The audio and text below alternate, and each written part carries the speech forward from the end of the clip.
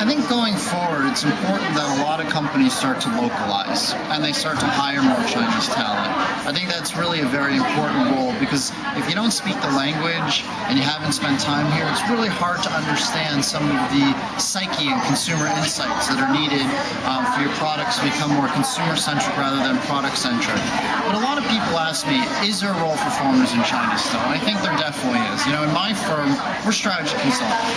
So we kind of have an unwritten rule that we want 75% of the people in the firm to be mainland Chinese and 25% to be foreigner. Why?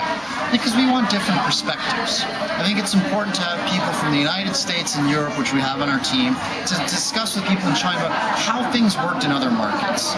You know, I know China's China, and a lot of people say it's completely different from other places. I actually don't believe that.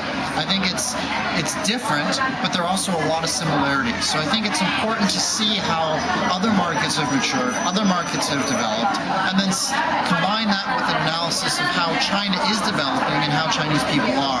And then you're going to be able to have, through these discussions, you know, a really good debate and really good results on how a company needs to position itself going forward. The second thing is, I think for a lot of companies, you need to maintain that corporate culture.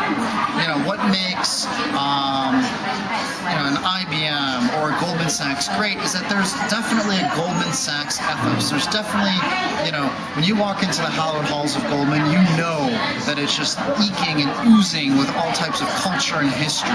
I think it's important to maintain that even when you're going into other countries. So as a country, as a company, you need to send people who've been in the home office to the new country to make sure that you're replicating that sense of who that company is. So I think there's definitely a place for foreigners, definitely a place for Chinese.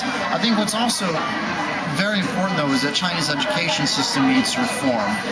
I believe, you know, I believe Richard Levin, the president of Yale, and a lot of his statements on it. And that right now, I think students coming out of high school, they have to choose which major they have when they're 18, and they really get pigeonholed. Like if you're 18 years old and you apply for Fudan University in accounting, you're in accounting for the next 4 years. You don't get enough of a liberal arts education. Is the education good in the major that the students take? Absolutely. The professors here are very strong. The issue is that the students, I don't think, are getting well-rounded enough. And I think that's very important, because in today's globalized economy, you really need people to be able to look at different academic disciplines and merge it together into a liberal arts regime like you would get out of Harvard, like you would get out of a Yale or Princeton or McGill in the United States and Canada.